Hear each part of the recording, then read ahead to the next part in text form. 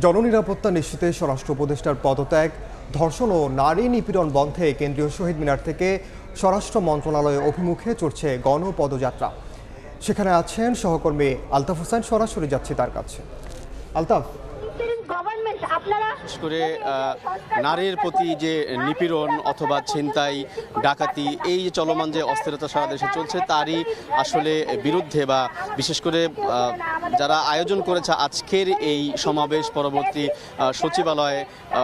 সচিবালয় পর্যন্ত যে গণপদযাত্রা, তারই প্রেক্ষাপটে তারা বলছেন যে সারা দেশে যে চলমান অস্থিরতা, চলমান যে আইন শৃঙ্খলার যে অবনতি, সেইটার উপর ভিত্তি করে স্বরাষ্ট্র উপদেষ্টার পদত্যাগ দাবি জানাচ্ছেন। একই সঙ্গে তারা এই যে অবস্থা চলছে এবং ধর্ষণ, নিপীড়ন এবং বিশেষ করে রাস্তায় যে ছিনতাইয়ের ঘটনাগুলো ঘটছে তাদেরকে আসলে চিহ্নিত করে বা তাদের বিরুদ্ধে আইনগত ব্যবস্থা নেওয়ার জন্য তারা দাবি জানাচ্ছেন।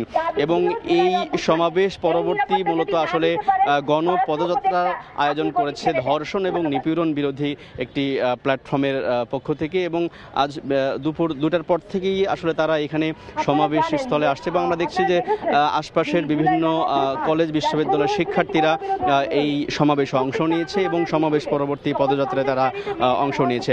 একই সঙ্গে আমরা এই মুহূর্তে দেখছি যে তারা বক্তব্য রাখছেন। বক্তব্যে তারা কিন্তু স্পষ্ট করে বলছেন যে যেই অবস্থা চলছে পুরো দেশে, বিশেষ করে ঢাকার শহরে বেশ কিছু ঘটনা ঘটেছে এবং ধর্ষণের ঘটনা ঘটেছে দেশের বিভিন্ন জায়গায়, সেই ঘটনার প্রেক্ষাপটে কিন্তু তারা বলছেন যে এই ঘটনাগুলো একদমই অপ্রত্যাশিত, নতুন বাংলাদেশে সেটি কাম্য নয়। কারা ঘটাচ্ছে সেটি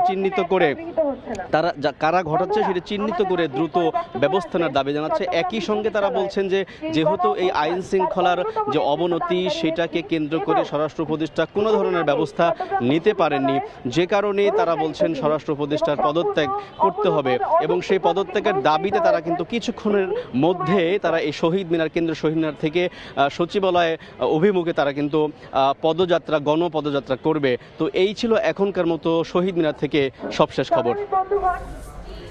সরাসরি যুক্ত ছিলাম কেন্দ্রীয় শহীদ মিনারে।